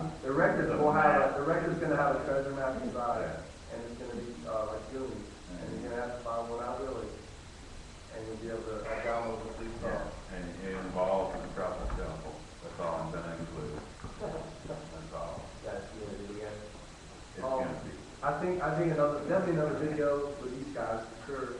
I think after the stalker comes out, we're gonna reach part 4. Then we'll have the full length, and then we'll start on the tall man video or whatever video we think we might be able to pull off. Because some of these are gonna be really hard to do. We gotta find a tall man. We might put out one called OK. You know, your experience will be strong. Oh yeah, Oh, thank okay. you. Thank you, man. Wow. DVD would be cool. I think the interview would be a good thing to put on DVD. Live footage, the 3 videos, maybe 4. And maybe some more surprises. Maybe we just ordered hoodies. Backstage stuff. We just got 4 of the hoodies that we're gonna be putting out next week. There's live footage, there's no live footage. Where can we find you guys online? Reverb Nation, ReverbNation.com. Prowler Music. Prowler Music on Reverb Nation. Yeah. Prowler Music on Reverb Nation. Facebook, Prowler Metal. Roadrunner, StopMeTheRoadrunnerRecords.com. Prowler Music. Backstage Betty, that Prowler. Little Bo Peeps. Little Pete, that Prowler. Keep those bell bots. Cat Chuck and Sunwall. The Sound Hole. You can find us at the Sound Hole. The Sound Hole, that's 1004 Chester Street, Yeah, Little find Beach, us South Carolina, 29577. I think it's 1,000 1004. 1004 Chester Street. Yeah, I got that one down. YouTube, we're on YouTube. Search State Music Culture on YouTube as well. Cluckin' Films on YouTube. Original Cluckin' Films on YouTube. Oh yeah. Check out Cluckin' Films on YouTube. If you need a music video, these guys just moved right downtown. So Cluckin' Films. He was down here. You were kind of over there somewhere. He's in his family. Well, yeah. Search State Music Culture is now in town. Bands, you need a video. Once you see the stalker one, Army footage. don't think twice. Or, Yeah. Or you need some army props. yeah, But Army I think now on this portion of the program, Yes, we're we're gonna. gonna hand it on over to our Mr. Christopher Capstuck, and he's gonna talk about his job. You're gonna read these questions. I have Don't let it be open. No, not wrong. We are. No, talking to Jack. No, I'm talking to John. I got it. Chris, sit here, you, chair. All right, so Chris, catch up. When did you first join Prowler? This is about the end of October, beginning of November, about 2011. 11. I mean, you were there, for the Halloween show on October. Yeah, that's right. Yeah. That was the debut of the Savage. Yes, it was very But I would say he decided to join us and doing the thing. Oh, I decided to join before then. Okay, well then, Yeah. Yeah. Yeah, me and Sean actually, we were talking about it heavily at Jeff's birthday party. That's kind of like really when we started talking about it. We started talking about technical issues and the next move to Prowler, and I said, hey, I think I can do that. I can put the samples there live, and we tried it out at a practice and tried it a couple times actually in a couple different ways, and so that's it. Let's do it like that, and of course. oh yeah, absolutely. So is that your sole role in Prowler, is to insert samples where Yep. they're supposed to go? Yeah, so when you hear the music on the CDs, every bit of movie dialogue, you know, that's on there, when you come to see Prowler live, you can expect to hear almost exactly the same thing as what you hear on the CD. And extras. So we try to do things, we try to add stuff to what we already have, so that it adds, a little extra in it. That's amazing. So what's your rig piece of stuff? Well, right now I'm using BL864, which is a box rolling digital recorder. I had done samples in the past for myself, just messing around, but never seriously. So this in a live setting is actually a nail biter, because if things aren't in correctly to me, I think I like the things to just roll along nice and smoothly. But yeah, so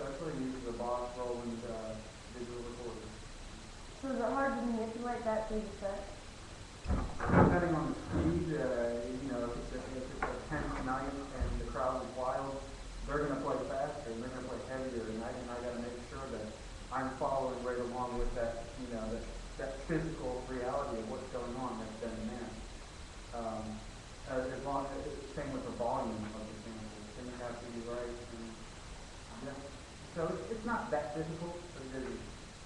Okay. So when the band changes tempo, how easy or difficult is it for you to adjust? And it's just like feeling all of them breathe and doing what they do in the band. I have to be right along there with them. It's like counting to 10. When they're counting 1, 2, 3, 4, 5, 6, 7, 8, so on. I got to know my part. That's what I see what they're doing. Okay. Do you ever have trouble hearing the time changes for the samples over the band when they're playing live?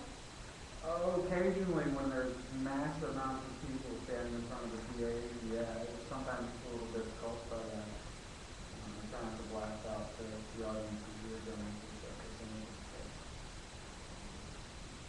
I got big enough ears, I can hear pretty much everything that's going on. So what's the most difficult part of your job? The most that is putting up with that. That would be all of ours. It's probably keeping I'll buy it. from exploiting, myself and saying that I really had a crush on Patrick and until now. Hey, we're finding a lot of stuff I in actually got this is something great. else to say. I have the same problem. I've got a ring here. So what's the best part of your position with Prowler right now? The best part is being part of something that I see has a very bright future and a very dedicated group of guys too. Like Chris had said before, Canada was talking about that it's hard to find dedicated musicians, players, and along that line to find people that think they are musicians, team players. That's what big head, and they don't think they ever need to practice. To tell you the truth, they had it together before I even joined them. So the first time I heard, the first song that I heard was Dead Rise Again. And when I heard that song, I thought, this could be on movie soundtrack. I could definitely see this band being on movie. And that's just me. So I actually kind of think that along the line, somewhere down the road, probably may be on movie soundtrack. And whether or not it's something somebody else has made, or it's one that, Church State Music Culture made, you definitely look forward to hearing Prowler on something major like that. Yes. I expect it real soon. I'm just expecting anybody, like, just random to give you guys a call. Oh, y'all, you hear that? We just submitted it on the Ride Channel. Rob Zombie, you hear that? If you're listening, Rob Zombie. There you go. So, I know you're not. you guys, this has been Prowler. Oh. I am Chris's Candy Ransom. We've got Patrick Sumwalt, Wayne King, Chris. Patrick Sumwalt. I'm sorry. Patrick Chris. Once we get Yeah. there. How does he guys do it? Okay. Patrick Best, singer and guitar player. Christopher Couch, ex-Hamilton. Jack Sumwalt, percussion and stick. John Bruce, bass guitar. And backup vocals. And we would like to present Miss Candy Ransom with this shirt. It's our new logo 2012. Prowler, you must be. Thank you very much. We love you, Candy. Thank you so much. I love it. Oh my God. My very first Prowler shirt. Thank you for the interview, too. Yay. All right, interview went great. Now we're gonna tag team each other. So stay tuned. All right, guys. Thanks for tuning in and Kill it. catch us next time.